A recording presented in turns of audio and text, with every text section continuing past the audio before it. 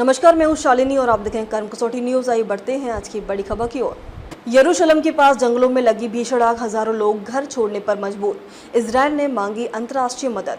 Israel के यरूशलेम के बाहरी इलाकों के जंगल में ऐसी भीषण आग लगी है कि 24 घंटों में ही हजारों लोगों को सुरक्षित स्थानों पर जाने के लिए मजबूर होना पड़ा।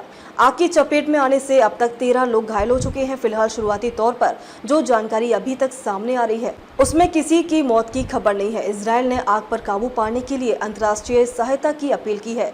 ये भीषण आग इजरायल के शहीद सैनिकों के स्मृति दिवस पर लगी। सोशल मीडिया पर वीडियो और तस्वीरों में मुख्य रूट एक यरूशलेम से तेल अवीव हाईवे पर आग दहकती दिख रही है और आसपास की पहाड़ियों पर घना धुएं का बड़ा गुबार नजर आ रहा है। कई लोग अपनी कारों को छोड़कर आग की लपटों से दूर भागते हुए देखे गए। इजरायली मीडिया के अनुसार 160 से अधिक बचाव और फायर फाइटर्स दल आग बुझाने के लिए अभियान में लगे हुए हैं। दर्जनों विमान और हेलीकॉप्टर आग पर काबू पाने के लिए कोशिश कर रहे हैं और देश की सेना भी खोज और बचाव अभियान में सहायता कर रही है। तेज हवाओं के कारण मुश्किलें आ रही हैं। इजरायली अग्निशमन सेवाओं ने कल शाम एक बयान में इस आग को इजरायल में अब तक की सबसे बड़ी आग बताया और कहा कि जिन क्षेत्रों में आग लगी है वहां लोगों को नेशनल पार्क और जंगलों में जाने से बैन कर दिया गया है। रूट 1 सहित कई सड़कें जहां आग लगी थी उसको भी बंद कर दिया गया। फायर एंड रेस्क्यू सर्विस के सरूथलम जिले के कमांडर शमुलिक फ्राइडमैन ने कहा कि यरूशलेम की पहाड़ियों में लगी आग इस देश में अब तक की सबसे बड़ी आग हो सकती है। इजरायल में जंगल की आग से लड़ने में मदद के लिए अंतर्राष्ट्रीय सहायता की अपील की है। इसके तुरंत बाद यूक्रेन ने कहा है कि वह जंगल की आग से लड़ने में मदद के लिए एक विमान भेजेगा।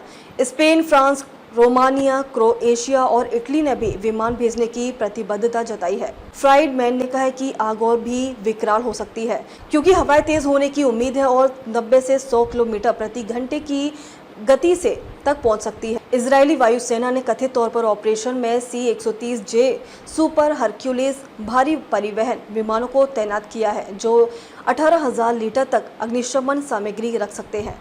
यरूशलेम में आयोजित होने वाले मुख्य राज्य कार्यक्रम सहित इजरायल में निर्धारित स्वतंत्रता दिवस समारोह जंगल की आग के कारण बुधवार को रद्द कर दिया गया।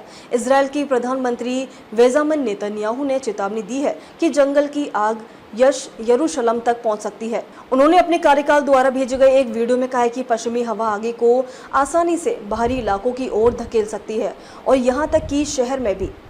अब तक के लिए बस इतना ही। फिर होगी आपसे मुलाकात, तब तक के लिए नमस्कार। देखते रहिए कर्म कसौटी न्यूज।